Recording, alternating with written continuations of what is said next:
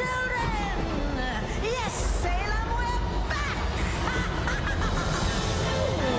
Hocus Pocus 2 is coming out really soon. The film drops on Disney Plus September 30th. And this morning, we have a very special guest joining us here in studio, set to reprise his role as Billy Butcherson in Hocus Pocus 2. Doug Jones is here. Good to have you. Good Thank morning. you for having me. I'm very, very honored to be here. So you are in town because of Emerald City Comic Con, Correct. which I've already seen tons of people walking around the city in costume and, you know, Yes. cosplay, which is really cool. How are you liking Western Washington so far? So far, so good, yeah. I've been through here a lot before in the past, but I've never been to Emerald City Comic Con. Oh, nice. I've done the con circuit for years all across the world, but never this one. This is a big one. This is a big one. Mm-hmm. It's huge. It's huge. It's huge, yeah. Yeah, so we know you from, Hocus Pocus. We know you from Pan's Labyrinth. You were the... I was this guy, and That guy. I was also El Fauno. Yeah. So to do this work, I mean, obviously there's a lot of makeup that goes into it, but also physicality. So when you find these characters, how do you know you're on to something? Do you work with the physicality? How did you find that part of these characters? Yeah, well, guys, any actor should start in here. What's your intention? All that actor schmactor stuff. What's my part of the story? How do I interact with other characters? But when it comes with a look. If it's an otherworldly monster or creature, I then have to add some physicality to that, right? But it's motivated by what's in the heart, but it has to play out through here. If I'm wearing something that obliterates my face, like you're watching here, these Pan's Labyrinth clips, I have to express even more. Like, how do you get a facial expression across when your face doesn't move? You have to tilt ahead. You have to gesture with your hand. Something that gets that same vibe across, but with the rest of you. I do want to ask about Hocus Pocus 2. I grew up with that movie. Hocus Pocus is like my favorite. A lot of people really excited about it. It's that. so cool. I mean, you are Billy Butcherson in the film. So what can we expect this time around for the sequel? Yeah, well, you can expect the same color palette and the same energy, the same musicality. The three witches and I are the four that are back from the original film. Nice. So Bette Midler, Sarah Jessica Parker, Kathy Najimy, and I.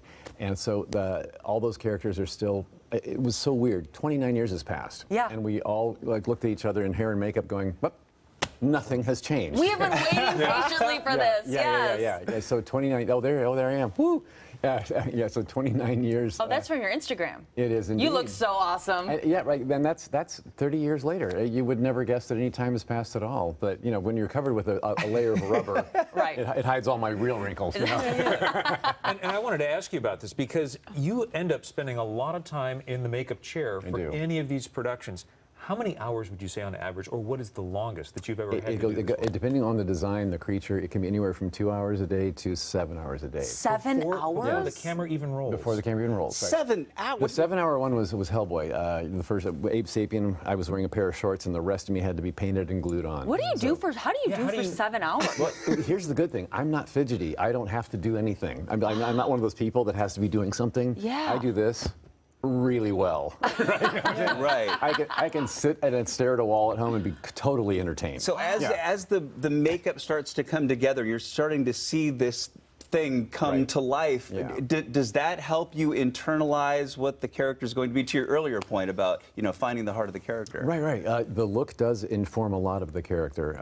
Especially if it's an otherworldly creature. If there's part animal being infused into this character, or if it's an alien being, the look does help remind me, like, oh, I'm not Dougie today. I'm this today. It's something different. Right. Yeah. Gosh, that's so cool. I mean, another big project for you right now is Star Trek Discovery. That's on Paramount Plus. Can you tell us about the latest season there? Yeah, we're working on season 5 right now. Wow. So it's been going for a while. I play Saru, this Kelpian character, and he's Kelpian. Kelpian is my species name. Okay. And I've been through the ranks. I started as a lieutenant commander. I worked up to first officer. I was a captain for season 3, and I still have captain status, but I was back to first officer. And then season 5, another change is afoot. I mean, when you talk about these crazy costumes and the characters with the intense makeup, is this what you always wanted to do? Oh, no. In fact, no. When I came out to Hollywoodland from Indiana back in the day, I wanted to be a sitcom star. Really? But I didn't want to carry a show. I wanted to be the goofy sidekick or the next door neighbor who comes in, says something funny, and leaves. That's all I wanted. And so I got but you look like this, and you have a background as a mime.